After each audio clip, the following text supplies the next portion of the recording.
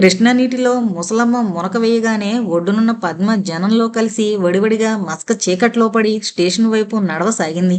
మధ్య మధ్య ఆగి కడుపులో తిప్పుతుంటే డోక్కుంటోంది. కానీ నిల్చున్నప్పుడల్లా కడుపులో భయం. భాస్కర్రావు ఎక్కడ వెతుకుంటూ వచ్చి పట్టుకుంటాడో అని. పైగా ఇంకో దిగులు. ఇప్పుడు తాను వెళుతోంది ఎక్కడికి? తన గమ్యమేది? తోచకుండా ఉంది. స్టేషన్ దగ్గరికి వెళితే తర్వాత సంగతి తర్వాత. ఈ మసక చీకట్లో అంతరించకముందే వెళ్ళిపోవాలి. ఆమె ముసుగు బాగా లాక్కొని తల వంచుకుని నడుస్తోంది. రోడ్ల మీద జనం నిండుతున్నారు. ఆమెకి తల తిరుగుతోంది. కానీ ఆగలేదు. ఎక్కడైనా వేడి కాఫీ తాగి ఏదొక రైలెక్కి ఈ బెజవాడ నుంచి విరగడై అవతలకి పోతే చాలు. ఆమె ఇప్పటి పరిస్థితి కొంచెం నీరసంగానూ పైత్య వికారంతోనూ ఉంది. కాళేశ్వరరావు మార్కెట్ మీదుగా మలుపు తిరిగి స్టేషన్ రోడ్డునే నడుస్తోంది. ఈ మధ్య ఎక్కడా హోటల్ తగల్లేదు. ఒక హోటల్ కనపడింది గాని జనం నిండున్నారు. ఆమెకి సిగ్గేసింది. తూర్పు ఆకాశం ఎర్రబారుతోంది. స్టేషన్కి ఎదురుగుండా ఓ పెద్ద హోటల్ ఉంది. దానిలో స్త్రీలకి ప్రత్యేకం దారి గది ఏర్పాటు చేసున్నాడు. పద్మ తల ఉంచుకుని అందులోకి వెళ్ళింది. అక్కడ సప్లై చేసేది మగ సప్లైరే. ఆమె టేబుల్ దగ్గర కూర్చుని తలెత్తకుండా కాఫీ అంది. సప్లైర్ కాఫీ తెచ్చాడు. పద్మ 4 గుక్కల్లో కాఫీ తాగి డబ్బులు కూడా అతనికే ఇచ్చేసి బయటకు వచ్చేసింది. స్టేషన్ బయట జనం ఒత్తిడిగానే ఉన్నారు. ఆమె అటు ఇటు చూడకుండా మెట్లెక్కి లోపలకు పోయింది. మీటర్ గేజ్ ప్లాట్ఫారం మీద బందర్ వెళ్లే బండి తయారుగా ఉంది. ఆమె ఏమీ ఆలోచించకుండా బుకింగ్ కిటికీలపైన బోర్డులు చదువుకుంటూ పోయి గుడివాడకు టికెట్ కొనుక్కుని మీటర్ గేజ్ ప్లాట్ఫారంలోకి వెళ్లి ఒక స్త్రీల కంపార్ట్మెంట్లోకి ఎక్కింది. ఆ పెట్టెలో అట్టేమంది ఆడవాళ్లు లేరు. ఒక ముసలమ్మ, 4 పిల్లలతో ఉన్న ఒక నడివయసు ముత్తైదువ, ఒక ముస్లిం యువతి కూర్చున్నారు. పద్మ రైల్లో ముసలమ్మ పక్కన కూర్చుంది. ఉదయం చలిగాలి చెవుల్లో గుండా దూసుకుపోతుంది. ప్లాట్ఫారం అంతా జనం సందడిగా ఉన్నారు. బండి బయలుదేరడానికి ఇంకా 10 నిమిషాలుంది. పద్మకిప్పటికి కొంచెం ఆయాసం, ఆదుర్ద తగ్గాయి. ముసలమ్మకి పొద్దుపోవడం లేదు కాబోలు. కొత్తగా తన పక్కనే వచ్చి కూర్చున్న పద్మని పలకరించింది. ఏ ఊరు వెళుతున్నావమ్మాయి అని. పద్మ ఉలిక్కి పడింది. కంగారులో నుంచి, ఆలోచనలో నుంచి ఒక్కసారి మేల్కొంది. నేనా నేనా అంది 2 సార్లు. అప్పటిగాని ముసలమ్మ ప్రశ్న ఆమెకి అవగతమైంది కాదు. నేను గుడివాడ వెళుతున్నానండి అంది. బాగా వెలుగొచ్చేసింది. బండిలో ఉన్న వాళ్ల మొహాలు బాగా కనబడుతున్నాయి. పిల్లలు కిటికీల గుండా బయటకు చూస్తూ కేరింతలు కొడుతున్నారు. బయట టీ, కాఫీ, కిళ్ళి, సిగరెట్లు, పాటల పుస్తకాలు అమ్ముతున్నారు. ముసలమ్మ నిదానించి పద్మ మొహంలోకి చూసింది. ఆపాదమస్తకం పరీక్షగా చూసింది. చేతిలో 2వ చీర తప్ప ఇంకేమీ లేదు. ఏదో బెదురు చూపు చూస్తుందేమిటి అమ్మాయి అనుకుంది ముసలమ్మ. అక్కడ చుట్టాలెవరన్నా ఉన్నారా అని అడిగింది వాత్సల్యంతో.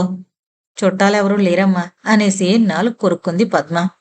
అబద్ధాలాడ్డానికి కూడా అలవాటు ఉండాలి, నేర్పరతనమూ కావాలి. లేకపోతే నిజం తన ఇష్టాయిష్టాలతో నిమిత్తం లేకుండా బయట పడిపోతూనే ఉంటుంది. అయితే తెలిసిన వారెవరైనా ఉన్నారా అంది ముసలమ్మ. ఏం చెప్పాలో తెలియక అమాయకురాలు తెగమకు పడుతోంది. కాని నిజానికి తాను గుడివాళ్ళలో దిగి ఏం చేసేటట్టు, ఎక్కడికి వెళ్ళేట్టు ఈ ముసలమ్మకి చెప్పుకుంటే ఏమైనా దావు చూపుతుందేమో. కాస్త దయగల తల్లిలాగే కనబడుతోంది అనుకుంది పద్మ. ముసలమ్మ వెలుగుకు పద్మ ముఖంలోని మార్పుల్ని పరిశీలిస్తోంది. గార్డు ఈల వేశాడు. బందరు బండి ఒకసారి వికృతంగా కూసి బయలుదేరింది. బయలుదేరే వరకు ధైర్యంగా ఉన్న పద్మకి బండి బయలుదేరగానే ధైర్యం సడలిపోయింది. గట్టిగా ఏడవాలనిపించింది. పైకి ఏడవడానికి వీల్లేదు. కన్నీళ్ల ప్రవాహం ఆగలేదు. దూరంగా మొగల్రాజుపురం కొండలు కనిపించాయి. దాని వెంబడే తన ఇల్లు, తన జీవితం వరుసగా జ్ఞాపకం వచ్చాయి. కష్టాలు, సుఖాలు తనకి స్వల్ప వయసులోనే దారుణంగా అనుభవంలోకి వచ్చాయి. నిజం ఆలోచిస్తే తను ఎప్పుడూ సుఖం అనుభవించనే లేదు. పరిసరాల్ని, పరిగెత్తే రైలుని మరిచిపోయి పద్మ ఆలోచిస్తోంది. యథాలాపంగా కళ్ళనీళ్లు చీర చెంగుతో తుడుచుకుంది. ముసలమ్మ ఈ వైఖరంతా కనిపెడుతూనే ఉంది. అయితే పలకరించిన మట్టుకు పలకరించలేదు. ఆ యువతి ఆవేదన తగ్గి తనంతట తాను మాట్లాడే వరకు పలకరించడం భావ్యం కాదని ఉద్దేశపడింది. పద్మ 10 నిమిషాలకల్లా మళ్లీ పరిగెత్తే రైలులో ఆదర్శం లేకుండా సాగిపోతున్న బాహ్యస్థితికి వచ్చేసింది. మనసు కరుడు గడుతోంది. సున్నితమైన మనసు మొరటు తేలుతోంది. క్రమేణా ముసలమ్మకేదైనా జవాబు చెబుదామనుకున్నదామె. తెలిసిన వారెవరూ లేరమ్మా, ఏదో వెళుతున్నా, ఎక్కడైనా వంట చేసుకునేనా బతుకుదామని అంది కొంచెం హీన స్వరంతో. ఆ స్వరంలో అనాథని, నిరాధారమైన బతుకు నాది అనే అర్థం ధ్వనిస్తోంది. ఏపాటి మానవత్వం మిగిలున్న ఎవరి హృదయమైనా ఆ స్థితికి ద్రవిస్తుంది. అలాగమ్మా పాపం. ఈ ఈడులో ఒంటరిగా ఎలా వెళతామా? నీకెవరూ లేరా? అంది ముసలమ్మ ఆదుర్దాతో. ఎవరూ లేరమ్మా. ఉంటే ఇలా బయలుదేరడం ఎందుకు చెప్పండి అంది పద్మ. అందరూ ఉండి కూడా ఎవరూ పనికిరాని ఈ దుఃఖస్థితిలో ఎవరో ఉన్నారని చెప్పడం అనవసరమని ఊరుకుంది. అయ్యో పాపం జాలిపడింది ముసలమ్మ. పద్మకేసి ఇంకోసారి చూసింది. చక్కగా ఉంది. బక్కపలచగా, అందంగా, ఒయ్యారంగా ఉంది. అన్నీ ఉండి లాభం ఏమిటి? దిక్కులేక పొట్టతిప్పలకి బయలుదేరింది. ముసలమ్మ పద్మను ఓదార్చింది. భయపడకమ్మా, నాతోరా. ఎవరింట్లోనన్నా వంటకి మనిషి కావాలేమో అడిగి పని కుదిరిచి పెడతాను. అందాక నా ఇంట్లో ఉందు కాని అని. పద్మకి ఈ ఓదార్పు వినేసరికల్లా శోకం కట్టలు తెగి పొంగొచ్చింది. బోరుమని ఏడుస్తూ ముసలమ్మ భుజాన కానుకుంది. ఏడవకమ్మా, కష్టాల్లో ధైర్యంగా ఉండాలి, లేకపోతే బతకగలమా అంటూ ముసలమ్మ పద్మ తల నిమిరింది. పద్మ 5 నిమిషాలకి తేరుకుంది. ఆమె కళ్ళల్లో కృతజ్ఞతావేశం నిండుంది. కళ్ళు బుగ్గలు ఎర్రబారాయి. రైల్లోని ఇతరులు వాళ్ళిద్దరూ బంధువులేమో అనుకున్నారు. కాకపోయినా అది రైలు. ఎవరికెవరు? రైలు ఓ చిన్న స్టేషన్లో ఆగింది. ఈలోగా కొంత అబద్ధం కొంత నిజం కలిపి పద్మ చెప్పిన కథ విని ముసలమ్మ మరింత జాలిపడింది. ఆమె ఉద్దేశం మరింత స్థిరపడింది. పద్మ తాను అమాయకురాలనని, ఒక యువకుడు తనను మోసం చేసి పారిపోయాడని, తను గర్భవతి అని, తల్లి తండ్రి లేని కారణం చేత పిన్నమ్మగారింట్లో ఉంటోందని, వాళ్ళకి తెలిస్తే ప్రాణం తీస్తారని భయపడి పారిపోయి వచ్చిందని చెప్పింది. తన ప్రియుడు ఎప్పటికైనా కనబడతాడని గట్టిగా నమ్ముతున్నట్టు చెప్పింది. మగవాళ్ల దౌర్భాగ్యపు వేషాలను, మోసాన్ని ముసలమ్మ సవ్యాఖ్యానంగా వివరించింది. అమ్మాయి, నువ్వింకా వాడొస్తాడని అనుకుంటున్నావా? ఇటువంటి వెధవలకి జ్ఞాపకాలు తక్కువమ్మా. వాళ్ళేం చేస్తున్నారో వాళ్ళకే తెలీదు. ఇంక వాడు నీకు కనపడ్డం కల్లో మాట. నువ్వింకేదో దారి చూసుకోవాల్సిందే. ఎక్కడెందుకులే గాని ఇంటికి వెళ్ళాక చెబుతాలే అంది. రైలు 2 గంటలకి పైగా ప్రయాణం చేసి గుడివాడ చేరుకుంది. అప్పటికి 9 గంటలవుతోంది. పద్మ, ముసలమ్మ స్టేషన్లో దిగి నడవసాగారు. పద్మకిప్పుడు ఓ తోడు దొరికింది కనుక ధైర్యంతో వెళుతోంది. ఆమె ఎవరైతే ఏం, దయ, జాలి గలది. పెద్ద నాగరికత గల వ్యక్తిలా కనపడ్డం లేదు గాని శుభ్రంగా ఉంది. కొంచెం యాసగా మాట్లాడుతోంది. తల సగం నెరిసింది. చేతులకి వెండి గాజులున్నాయి. మొహం ముడతలు పడింది. కళ్ళల్లో విచిత్రమైన కాంతి మెరుస్తోంది. ఒట్టి భూమికల శరీరం మీద చవకబారు చీర. చలికాలం కావడం వల్ల కాబోలు ఎండ హితవుగా ఉంది. పద్మకింకా భయం వదలలేదు. ఇంకా ముసుగు తీయలేదు. స్టేషన్ నుంచి దాదాపు 1/2 మైలు దూరం నడిచి సందులు గొంతులు దాటి పొలాల కానుకున్న ఒక వీధిలో పూరింటికి దారి తీసిందా ముసలమ్మ. ఆ ఇంటికి 2 వైపులా అరుగులున్నాయి. చక్కగా అలికి ముగ్గులు పెట్టి శుభ్రంగా ఉన్నాయి. రెల్లుకప్పు, 2 నెట్రాళ్ల ఇల్లు. లోపల 3 గదులు చేశారు తడికలు అడ్డం పెట్టి. దొడ్లో బావి, బావి చుట్టూ ఇటుక మురుం పోశారు. మొత్తం మీద ఇల్లు చూడ్డానికి పరిశుభ్రంగా ఉంది. నేలంతా అద్దంలా అలికి ముగ్గులు పెట్టారు. పద్మ ఆ ఇంట్లో ప్రవేశిస్తూ ఇంకెవరున్నారా అని చుట్టూ చూసింది. ముసలమ్మ ఒక మంచం వేసి కూర్చో అమ్మా అంది. పద్మ కూర్చుంది. ఆమెకంతా అయోమయంగా ఉంది. ఆమె ఎవరు, తనెవరు, ఏంటి సంబంధం అని ఆశ్చర్యపోతోంది. ఏమైతేనే ఒక ఆశ్రయం అంటూ దొరికింది కదా అని తన్ను తాను ఊరడించుకుంటూ ఉందామె. అరగంట పోయాక ముసలమ్మ వచ్చింది. ఏమమ్మా, కాస్త కాఫీ టిఫిను తెప్పిస్తాను, పుచ్చుకో అంది. మీకెందుకండి శ్రమ అందామనుకుంది పద్మ. ఏదో తినాలనిపిస్తోంది, ఆకలి వేస్తోంది. తలాడించింది. ముసలమ్మ వెంకులు అని కేకేసింది. ఈ పిలుపులో ముసలమ్మ గొంతులో మార్దవం మాయమై కాఠిన్యం ధ్వనిస్తోంది. పద్మ ఈ మార్పుకి కొంచెం చికాకు పడింది. వెంకులు అన్నది స్త్రీయా, పురుషుడా అన్నదొక సమస్య. ఇంతలోనే ఆ వెంకులు లోపలికొచ్చింది. సుమారు 18 ఏళ్లుంటాయి. ఆమె నడకలో, చీర కట్టడంలో, రవిక తొడగడంలో, జడ వేసుకోవడంలో అన్నింట్లోనూ ఒక నిర్లక్ష్య భావం గోచరిస్తోంది. అయితే ఏం, మొత్తం మీద అందంగా వయ్యారంగా కనబడుతోంది. చామన ఛాయ. ఏంటమ్మా పిలిచావు అందామె మంచం మీద కూర్చున్న పద్మకేసి విచిత్రంగా చూస్తూ. పద్మకి ఆమెను చూస్తే ఆశ్చర్యం కలిగింది. ఆమె ఈడుకొండవలసిన చలాకీతనం ఆమెలో లేదు. లేని చలాకీతనం బలవంతాన తెచ్చిపెట్టుకోవడానికి ప్రయత్నిస్తున్నట్టు కనిపిస్తోంది. ఇంతలో ముసలమ్మ చిల్లర డబ్బులు వెంకులకిస్తూ 2 ఇడ్లీలు, పెసరట్టు, కాఫీ పట్టుకురా, తొందరగా రావాలి అని పురమాయించింది. ఈ పురమాయింపు ఆజ్ఞాపించినట్టుగా ఉంది. అందులో ఎక్కడా దయ కనపడదు. ముసలమ్మ దయ, జాలి పట్ల పద్మకేదో చిన్న అనుమానం ప్రారంభమైంది. కొంతసేపుంటే తేలిపోదా అనుకుంది. 10-15 నిమిషాలకల్లా కాఫీ టిఫిన్ వచ్చాయి. పద్మ పక్కనే కూర్చుని ముసలమ్మ ఉపచారం చేసి తినిపిస్తోంది. ఆ అమ్మాయికో అంది పద్మ. దానికే పొద్దున్నే తినేసి ఉంటుందిలే. ఏమే తినలేదు అంది వెంకుల వైపు తిరిగి. తిన్నాను, కాని ఆకలవుతోంది అంది వెంకులు నిర్మోహమాటంగా. పద్మకి ఆకలి అన్న మాట చెవిన పడితే గుండె జలదరిస్తోంది. ఆమె వెంటనే తన దగ్గరున్న డబ్బుల్లోంచి ఓ పావలా ఆ అమ్మాయికిచ్చి టిఫిను కాఫీ తెచ్చుకో అంది దయతో. ముసలమ్మ ఏమీ మాట్లాడలేదు. వెంకులు ఆ డబ్బులు తీసుకుంటూ నువ్వు ఆ గ్లాసు ఖాళీ చేసేయ్, ఆ హోటల్ వాడికిచ్చి నేను అక్కడే కాఫీ తాగొస్తాను అంది తొలిగాని ఏకవచన ప్రయోగం చేస్తూ. ఆ అమ్మాయి వెళ్ళాక ముసలమ్మ పదమని ఎడంవైపు గదిలో పెద్ద మంచం మీద కాసేపు విశ్రాంతి తీసుకోమంది. పద్మకి నిద్రొస్తోంది. ఆమె గదిలోకి వెళ్లి మంచం మీద కూర్చుని గదంతా కలిగి చూసింది.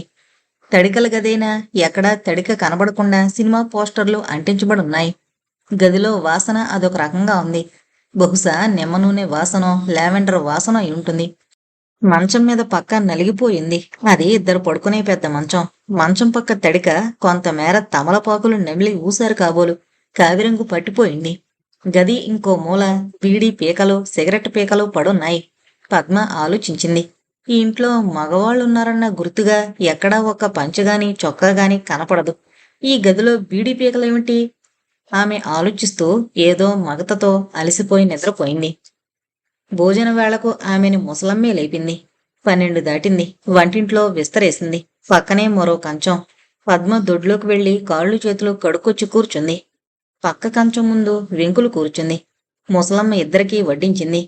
పద్మ మామూలు ప్రకారం గబగబా భోంచేసింది. వెంకులు భోజనంలో కూడా విచిత్రంగానే కనపడింది. కోడి కెలికినట్టు కెలుకుతూ ఏంటో అన్నట్టు నిర్లక్ష్యంగా నిదానంగా భోంచేసింది. ఆ వేళ పగలల్లా ముసలమ్మగాని వెంకులుగాని పద్మతో అట్టే మాట్లాడలేదు. అక్కడి వాతావరణాన్ని విచిత్రంగా కనబడుతోన్న వెంకుల్ని అర్థం చేసుకోవడానికి ప్రయత్నిస్తోంది పద్మ. సాయంత్రం చీకట్లో ఆవరించగానే ఆ ఇంట్లో కొత్త మార్పులు కనిపించాయి. నడింట బుడ్డిదీపం వెలుగుతోంది. ఎడం పక్క గదిలో ఒక లాంతరు వెలిగించారు.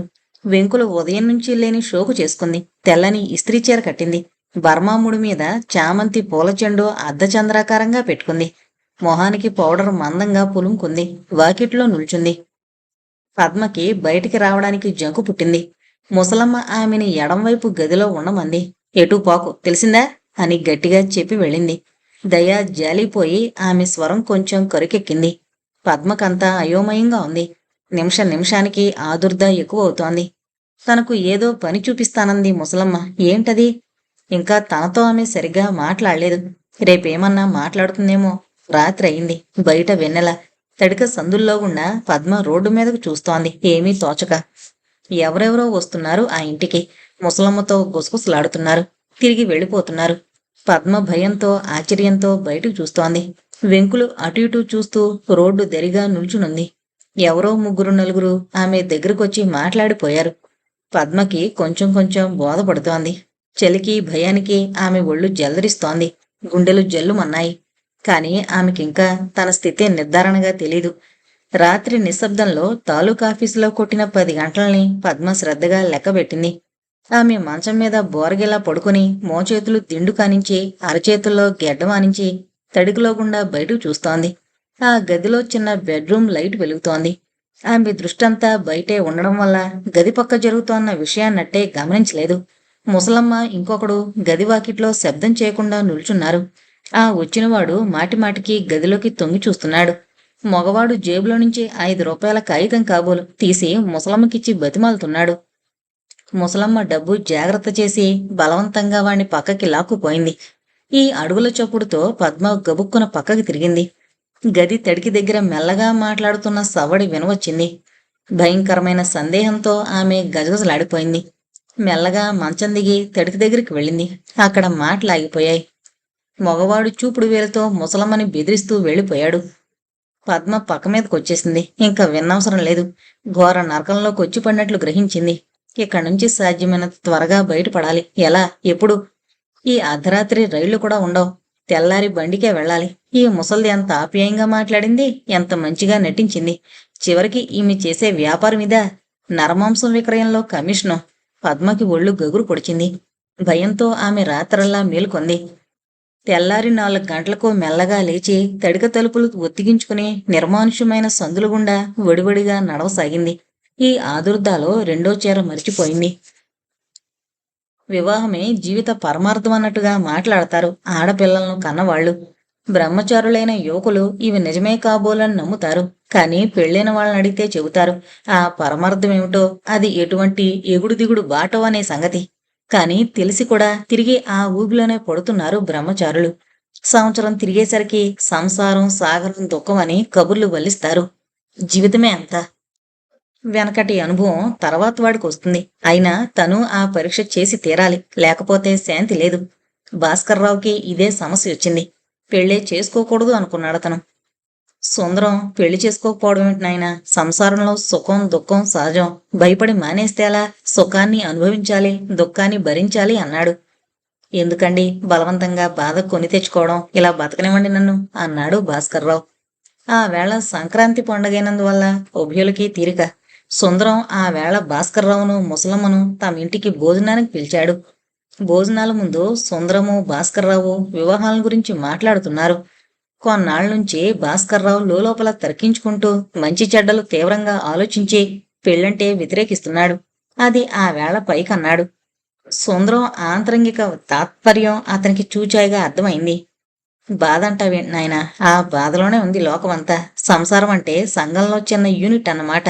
నీకు మళ్ళీ ప్రతివాడు పెళ్లి అక్కర్లేదు అంటే లోకం ఏం కాని చెప్పు. డబ్బు దశకం ఉండి భార్యని సంతతిని పోషించగలవాడికి చెప్పండి ఆ ఉద్దేశం. ఈ రోజు నా పొట్ట జరగడమే నాకు ప్రళయంగా ఉంది. నా మెడకో డోలు కూడానా అన్నాడు భాస్కర్రావు. నువ్వలా నిరాశపడితే కాదు బాబు.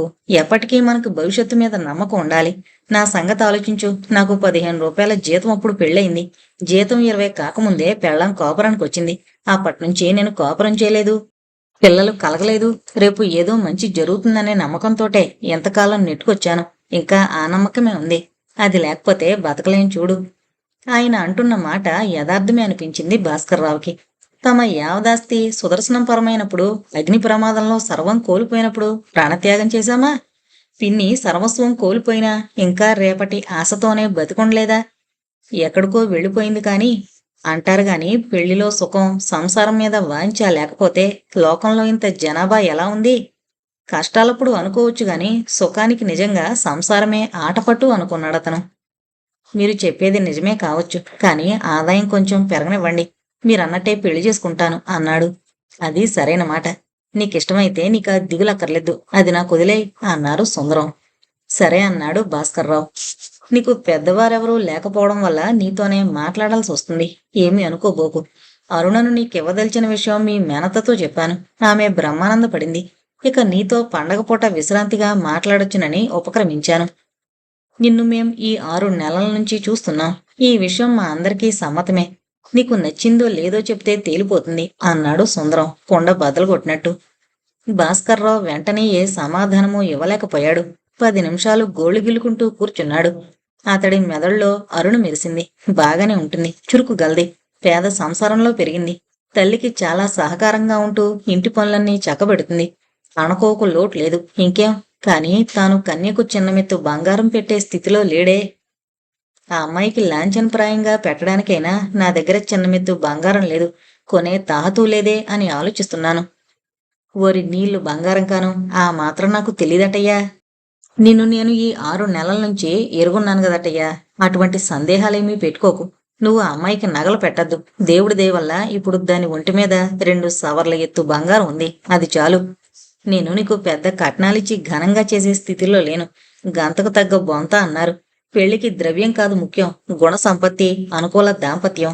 నువ్వు ఆ అమ్మాయికింత కలో గింజో పొస్తుండకుండా పడేస్తావు. ఓ గుడ్డముక్క కొనిస్తావు, అదే 10,000.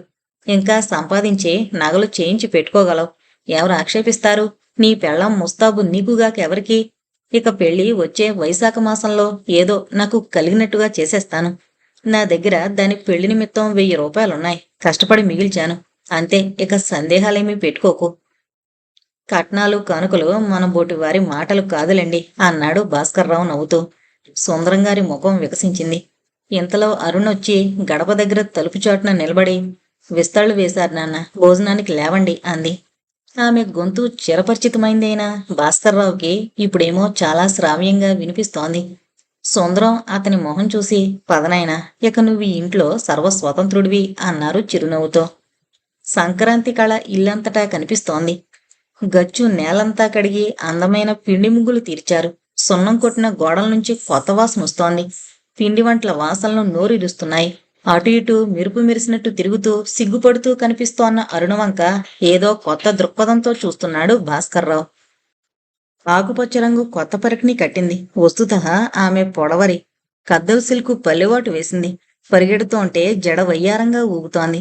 రోజు మేస్టారు మేస్టారని సూటిగా తనలోకి చూసే ఆ నల్లని కళ్ళు ఇవాళ పెళ్ళి అనే మాట విని భర్త అనే స్నిగ్ధపు టూహతో తనను తప్పించుకుని తిరుగుతున్నాయి.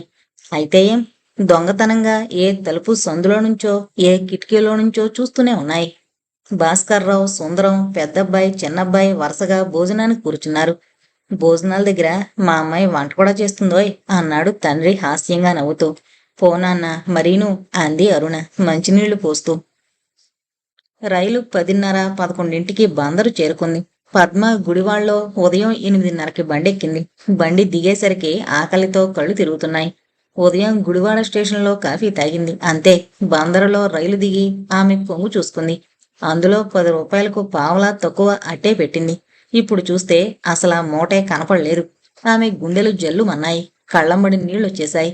మనుషులెవరూ సాయం లేని తనకు ఈ పరాయి ఊళ్ళో డబ్బే ఒక గానొక్క ఆప్తమిత్రంగా నమ్మి వచ్చింది. ఇప్పుడది రెక్కలో చెగిరిపోయింది. ఆమె మెల్లగా ప్లాట్ఫారం దాటి ప్యాసింజర్ షెడ్లోకొచ్చింది. ఆలోచనలు స్తంభించిపోయాయి. విభ్రాంతితో ఎటూ పోవడానికి తోచక అక్కడలా నిలబడిపోయింది. తిరిగి బెజవాడ వెళ్లే వాళ్లతో రైలు నిండుతోంది. స్టేషన్లో హడావిడి తగ్గలేదు. అదృష్టవంతులు టీ స్టాల్లో టీ తాగుతున్నారు. పద్మ కటకటాల దగ్గర నిలబడి అక్కరకు రాని ఆలోచనలు చేస్తోంది. ఏ దేవుడో ప్రత్యక్షమై కాఫీ అయినా ఇప్పించకూడదా? తన పోయిన డబ్బు దొరికేటట్టు చేయకూడదా? తనకి కష్టాల నుంచి విముక్తి కలిగించకూడదా? కాని ఏ దేవుడూ పలకలేదు. సినిమాల్లో పిలవంగానే హాజరయ్యే 3,000,000 దేవతల్లో ఏ ఒక్క దేవత ప్రత్యక్షం కాలేదు. దేవతలు రాకపోతే పీడా పోయింది. ఎన్ని 100 మంది అట్నుంచి వెళ్లారు? ఏ ఒక్కరైనా ఆమెను అడిగారా ఏంటమ్మా అని? కాని కొందరు ఆపద్బాంధవుల వలె ప్రత్యక్షమవుతూ ఉంటారు. వాళ్ల దయా దాక్షిణ్యాలు ఇంతింతని చెప్పడానికి వీల్లేదు. ఈ వర్గంలో చేరినవాడు వీరయ్య. వీరయ్య వెనకటికి బందరులో రౌడీ. ఒక సబ్ ఇన్స్పెక్టర్ తన్ని వదిలించేదాకా. ఇప్పుడు వీరయ్య రౌడీ చేష్టలు చెయ్యకపోయినా ఇంగువగుడ్డల్లే రౌడీ వేషంలోనే ఉండి భయస్థుల్ని బెదిరిస్తూ ఉంటాడు. అతనికి కొద్ది రాబడుంది. దాంతో కాలక్షేపం చేస్తూ నిరాశ్రయులు, నిరాధారులైన స్త్రీలను ఉద్ధరిస్తానని బయలుదేరుతూ ఉంటాడు. పొడుగాటి విగ్రహం, దట్టమైన మీసాలు, అందమైన మొహం అమాయకులను మోసగించడానికి చక్కగా తోడ్పడతాయి. పెద్దాపురం సిల్కు పొడుగు చేతిలో చొక్కా తొడిగి, మల్లు పంచి కట్టుకుని, ఎర్ర సిల్కు రుమాలు మెడ చుట్టూ వయ్యారంగా కట్టుకుని, చార్మినార్ సిగరెట్టు చూపుడు వేలికి పెద్ద వేలికి మధ్య ఇరికించి బొటన వేలు మీదుగా పొగ పీలుస్తూ వదులుతూ తిరుగుతాడు. వీరయ్య ఆడవాళ్ల పట్ల కీచకుడు. ఆవేళ కూడా అతను భోంచేసి కారాకిళ్ళి బొగ్గన బిగించి స్టేషన్కొచ్చాడు. అతడి దృష్టిలో ప్యాసింజర్ షెడ్లోని మనుషులు గిరగిరా తిరిగారు. కటకటాలు కానుకుని నిల్చున్న పద్మ కనిపించింది. వీరయ్య అటు ఇటు ప్యాసింజర్ షెడ్లో 2 సార్లు నిదానంగా పచార్లు చేసి మెల్లగా పద్మ పక్కకొచ్చి ఆమెకి గజం దూరంలో పక్కవాటున కటకటాలు కానుకుని నిల్చుని సిగరెట్టు దమ్ములాగి వదిలాడు. పద్మ ఓరగా ఎవరి మనిషి అన్నట్టు ఒకసారి చూసింది. ఆ చూపులో భయం, సిగ్గు, ఆవేదన కొట్టొచ్చినట్టు కనిపిస్తున్నాయి. వీటి అడుగున ఆకలి మంట కనిపిస్తోంది. సూక్ష్మగ్రాహి అయిన వీరయ్య త్రుటిలో గ్రహించాడు. ఈ మౌన పాత్రాభినయాన్ని, దృశ్యాన్ని పుస్తకాలమ్మేవాడు, బిస్కట్లమ్మేవాడు చూసి చిరునవ్వు నవ్వుకున్నారు. వాళ్ళకి వీరయ్య బాగా పరిచయం. అతని గుణసంపత్తి తెలుసు. అతని వలలో చిక్కే స్త్రీలను గురించి తెలుసు. కాని ఈమె ఎవరో కొంచెం విలక్షణంగా ఉంది. ఏమవుతుందో అన్నట్టు చూస్తున్నారు వాళ్ళిద్దరూ. ఎండెక్కుతోంది. పద్మకి ఆకలికి ప్రాణం కడగట్టిపోతుంది. రాత్రిలా నిద్రపోలేదేమో, నీరసంగా ఉంది. వీరయ్య మెల్లగా ఏ ఊరు అని పలకరించాడు లౌక్యంగా. ఆ గొంతులో దయ ధ్వనిస్తోంది. ఏ ఊరైతే ఏం, నీ దారి నువ్వు పో అంది పద్మ విరక్తిగా. అరుస్తావా తీరుస్తావా అని కూడా అనాలనుకుంది. అతను కదలకపోయేసరికి, అదేంటి అలానేసావు? నీ మొహం చూస్తే జాలేసి అడిగాను. పాపం డబ్బేమైనా పోయిందా? వెలవెలపోతూ నిల్చున్నావు. అవును, కొంగును ముడేసుకున్న 10 రూపాయలు పోయాయి. అన్నం తిన్నావా? ఇక్కడ నిల్చుంటే ఏమైనట్టు అన్నాడు వీరయ్య. ఆమె ఆకలి మీద మహా ఆకరున్నట్టు. ఆమె త్రుటికాలం ఆలోచించింది. ఇప్పుడు తనకు అన్నం చాలా ముఖ్యం. తన కోసమే కాదు, తన గర్భంలో ఉన్న శిశువు కోసం కూడా. ఏం చెయ్యాలి? అవును, ఆకలేస్తోంది అందామె అప్పటికి స్థిరంగా ఆలోచించి. వీరయ్య ముఖం వికసించింది. అయితేరా అంటూ స్టేషన్ బయటికి దారి తీశాడు. బయట జట్కాలు నిల్చునున్నాయి. వీరయ్యని చూసి గోపాలం తన జట్కా దగ్గరికి తీసుకొచ్చి, ఏమండోయ్ వీరయ్య గారు, రండి ఊళ్ళోకి వెళదాం అన్నాడు. పద్మ బండెక్కింది. వీరయ్య చివర ఆమెను అంటి అంటకుండా కూర్చున్నాడు. బండి మెల్లగా సాగింది. ఆ గుర్రం చావసిద్ధంగా ఉంది. ఎంత కొట్టినా ఆ మెటల్ రోడ్డు మీద మరింత చప్పుడవుతుందే గాని గుర్రం పరిగెత్తడం లేదు. ఆమె బండిలో నుంచి బయటకు చూస్తోంది. వరుసగా కొట్లు, ఇళ్ళు వెనక్కిపోతున్నాయి. రకరకాల కొట్లు కలగా పులగంగా పేర్చినట్టు కనిపిస్తున్నాయి. కొంతమంది వీరయ్యని బండిలో చూసి అనుమానంగా లోపలికి తొంగి చూస్తున్నారు. బండి మైలు దూరం పరిగెత్తి ఎడంవైపు తిరిగి మినర్వా హాలు దగ్గర సందుగొందులు తిరిగి ఒక ఆరుంపాతిక డాబా దగ్గర ఆగిపోయింది. వీరయ్య, పద్మ బండిలో నుంచి దిగారు. డాబా తాళం వేసుంది. వీరయ్య వెళ్లి తాళం తీసి పద్మని లోపలికి తీసుకువెళ్లాడు. 2 గదుల డాబా అది. ముందు గది పెద్దది, లోపల గది చిన్నది. వంటకు ఉపయోగించేది. పెద్ద గదిలో ఒక నవారు మంచం, చిన్న ముక్కాలి పీట ఉన్నాయి. అల్మరాలో ఏమీ లేవు. ఒక దాంట్లో ఖాళీ డబ్బాలున్నాయి. ఆ ఇంట్లో కాపురం చేస్తున్న కళేమీ లేదు. పద్మ వీరయ్య వైపు ప్రశ్నార్థకంగా చూసింది. భోజనం తెప్పిస్తాను, నువ్విక్కడే ఉండు. నీకు తోడు ఓ చిన్నమ్మాయి ఉంటుంది. నన్ను ఏదో దెయ్యం చూసినట్టు చూడకు. ఎట్టన్నా వెళ్ళావా అంటూ హెచ్చరిక చేశాడు. గడప దాటుతూ ఆమె మాట్లాడలేదు. వీరయ్య వెళ్ళిపోగానే ఆలోచనల్లో పడింది. ఆమె ధైర్యం ఆమెకే అర్థం కావడం లేదు. ఆరిపోయే దీపపు కాంతిలా, మరణించేవాడి తెలివితేటలా ఉంది ఆమె తెగింపు. ఇంక వేరే గతి లేదనుకుంది. వీరయ్య జట్కాయికి బజారు వెళ్ళాడు.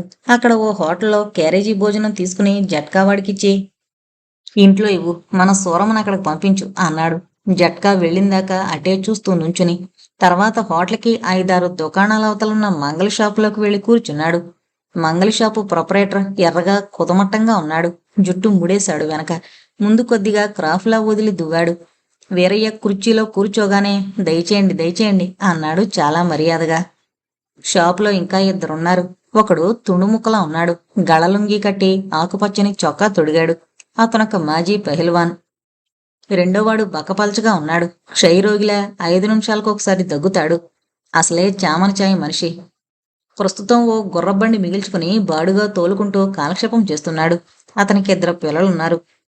మాజీ పెహల్వాన్ పేరు గోవిందు, రెండోవాడి పేరు రత్నం. వీళ్ళందరూ తమ ఆంతరింగిక వ్యవహారాలని ఈ షాప్లో మాట్లాడుకోవడం మామూలు.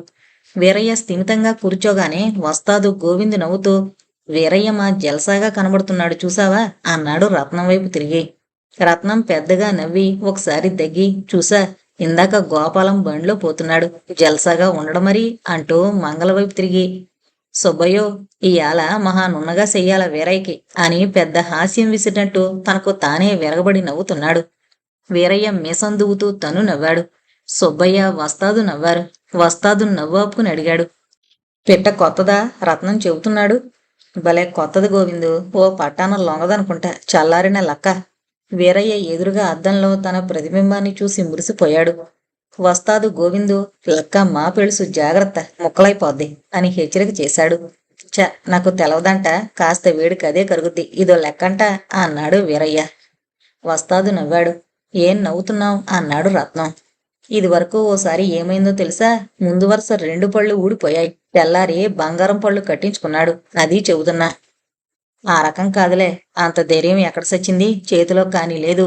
తెలిసిన వాళ్ళెవరూ లేరంట. పొస్తులుండి చేస్తా ఉంది. ఇంకా ఏడికి పోద్దంట. అయినా సూరమ్మని కాపలా పెట్టాలే అన్నాడు వీరయ్య తనకు అనుభవం వచ్చిన ధైర్యంతో. మిత్రులిద్దరికీ అసూయ కూడా కలిగింది. వీరయ్య ఆర్థిక స్థితి వాళ్ళకి బాగా తెలుసు. ఓ నెల దాటితే వాడే తప్పుకుంటాడు, ఖర్చు భరించలేక. క్యారేజీ భోజనం అందేటప్పటికీ పద్మ దొడ్లో బావి దగ్గర కాళ్ళు చేతులు కడుక్కుని సిద్ధంగా కూర్చునుంది. ఆమె మనసు ఆలోచనలతో గందరగోళంగా ఉంది. ఇంకా వాడు పంపుతానన్న అమ్మాయి రాలేదు. 2-3 సార్లు ఎటన్నా వెళ్ళిపోదాం అనుకుంది. కానీ ఆకలి బాధ వేధిస్తోంది. చేతిలో కానీ లేదు. రెండో చీర కూడా లేదు. ఇదేమో కొత్త ప్రదేశం. ఎటు చూసినా ప్రమాదం గోచరిస్తోంది. ఎవరు చూసినా తన వైపు గోళ్లు చాచుకుని కరవస్తున్నట్టే కనిపిస్తున్నారు. ఏ మొగాణ్ణి చూసినా చిరునవ్వులు వలకబోస్తున్నారు. సమాజంలో తనకు అందరూ శత్రువులే. ఇటువంటి సమాజంలోకి చేతిలో డబ్బు లేకుండా వెళ్లడం బుద్ధిపూర్వకంగా గోతులో దిగడమే. కానీ ఇక్కడ తను ఈ రౌడీ వెధవతో రావడం ఏమిటి? ఆలోచన లేకుండా. కాని వేరే చేసేదేమిటి అంతకన్నా? తనకెంతకన్నా గత్యంతరం కనపడలేదు. ఒకసారి సమాజం దృష్టిలో తను చెడిపోయింది అంటే ఇక శాశ్వతంగా చెడిపోయినట్టే. అయినా అతన్ని రాని మాట్లాడి తేల్చుకోవాలి. ఇప్పటినుంచే భయపడ్డమెందుకు? గర్భిణి అని చెబితే దయతలచడా? వేరే ఎక్కడైనా పని చూపిస్తాడేమో?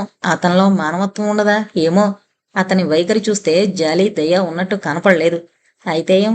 జట్కాలో తనకి అంటకుండా కూర్చున్నాడు. ఏమో, అతని మంచేమో చెడేమో అతనితో మాట్లాడందే ఎలా తెలుస్తుంది? జట్కా వచ్చింది. జట్కా దిగి టిఫిన్ క్యారియర్ తెచ్చి లోపల పెట్టాడు గోపాలం. అతని వెనకాలే 12 ఏళ్ల అమ్మాయి చెంబుతో మంచినీళ్లు తెచ్చిపెట్టింది. అప్పటికి 2 గంటలయింది. పద్మ గబగబా భోజనం వడ్డించుకుని తినసాగింది. సూరమ్మ ఆమెకేసి అదో రకంగా చూస్తూ కూర్చుంది ఎదురుగా.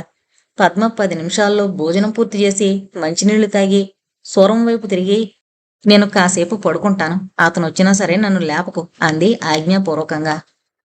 ఎవరిని నువ్వనేది? వేరే బావనా?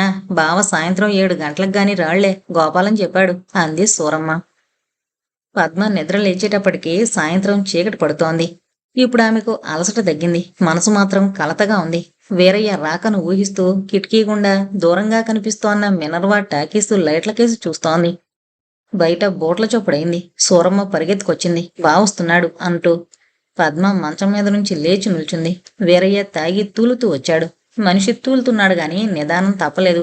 మాట స్పష్టంగా వస్తోంది. ఎందుకు నిలబడ్డావు? కూర్చో అంటూ అతను ముక్కాలపేట మంచానికి 2 గజాల దూరంలోకి లాక్కుని కూర్చున్నాడు. అతని కళ్ళు జ్యోతులల్లే ఉన్నాయి. ఆమె కూర్చోకుండా, బహుశా అతనికి అందకుండా తప్పించుకోవడానికి వీలైన చోట నిలబడి చూస్తోంది. ఇప్పటి అతని వాలకాన్ని చూస్తే ఆమె అనుమానం స్థిరపడుతోంది. ఇంకా బెదురు వదల్లే అన్నాడు. ఆమె పిరికితనం, అమాయకత్వం అతనికి జాలి కలిగించాయి. నీ ఉద్దేశం ఏమిటి అని అడిగింది. వీరయ్య పకపకా నవ్వాడు. సిగరెట్ ముట్టించాడు. ఉద్దేశమా? తెలియడంలే అన్నాడు.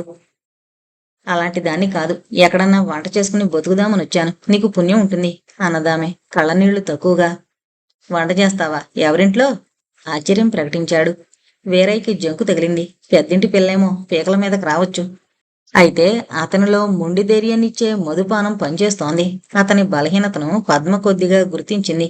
ఎవరింట్లోనన్నా వంట పని కుదిర్చండి అంది మర్యాదగా బతిమలాడుతున్నట్టు. వీరయ్య తిరిగి నవ్వాడు. నేను కుదిరించాలా? బేషుగ్గా ఉందిలే. మరీ నీకు మొగుడుండాడా? సూరం ఇంతలో ఒక కోడిగుడ్డు లాంతర వెలిగించి పట్టుకొచ్చింది. గదిలో వెలుగు ప్రసరించేసరికి ఇద్దరూ ఒకరినొకరు చూసుకున్నారు.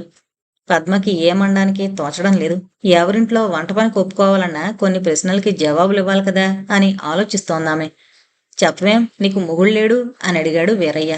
లేడు అంది పద్మ. ఇంకెవరున్నారు? ఎవరూ లేరు. పద్మ ఈ మాటలన్నందుకు పస్తాయించింది తర్వాత. వీరయ్యకింకా ధైర్యం చిక్కింది. నిన్నెవడో వంట పనికి పెట్టుకుంటాడంట. ఒకవేళ పెట్టుకున్నా వాడు పెద్ద మనిషేగా. ఎప్పుడో సీకట్లో నిన్ను చేయి పట్టుకు లాగుతాడు. ఏం చేస్తా? నిజమేనేమో. మగవాళ్ళందరూ పెద్ద మనుషులే అయిరి. ఎట్లా ఇక? వీరయ్య ముఖాల పీట మీద నుంచి లేచి నిలబడ్డాడు. అమ్మాయి, పిచ్చి ఊహకు పోతున్నావు గాని నీకిదే హాయి, ఆలోచించు అంటూ అటు ఇటు పచార్లు చేసాగాడు. ఏంటిది? తెలుస్తూనే ఉంది. కానీ ఆమెకి తల బద్దలైపోతుంది ఈ సమస్యలతో. ఈ పళంగా పారిపోతే? బయట మాత్రం రామ్మ అని ఆదరించే వాళ్ళెవరున్నారు? స్వార్థం లేందే ఎవరూ ఉపకారం చేయరు.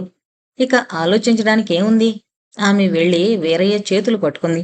కళ్ళల్లో నీళ్లు నిండాయి. ఆడదాన్ని చూస్తే ఇంకో ఉద్దేశం రాదా నీకు? అంది గుండెలు కరిగిపోయేటట్టు. వీరయ్య నిలబడిపోయాడు పచార్లు మానేసి. ఏం చెప్పాలి? ఎలా చెప్పాలి మీకి? ఇష్టపడున్నావంటే సరే, రాణిలా ఉంటావు. లేదా ఎట్టానో రాణిని చేసుకుంటా. వీరయ్యని తప్పించుకుని ఏడికిపోతావు ఈ బందర్లో? చివరి ఆయుధం బెదిరింపు ప్రయోగించాడు. ఆమెకి ముచ్చామట్లు పోశాయి.